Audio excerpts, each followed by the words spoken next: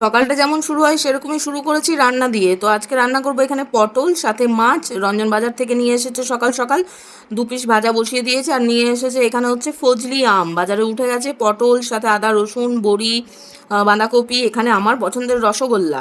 আর সাথে দেখবেন এখানে এনেছে গরম মশলা। আমি এরকম গোটা গরম মশলা এনে তারপর গুঁড়ে ব্যবহার করি। তো যেহেতু পোলাও টোলাও বানাই সেগুলোতে লাগে। তো দারুচিনিরগুলো একদম মানে সেই মনে হচ্ছে গাছ থেকে কেটে দিয়েছে, এত লম্বা লম্বা। আর পটলগুলো দেখুন ১ হাত সমান লম্বা।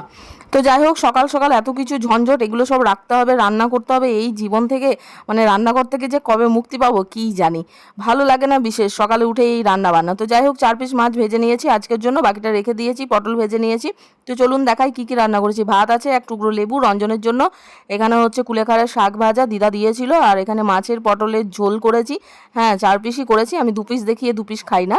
৪ পিসই করেছি, ৪ পিসই একবেলার জন্য। তো যাই হোক, আর আছে একটু মতো ডাল।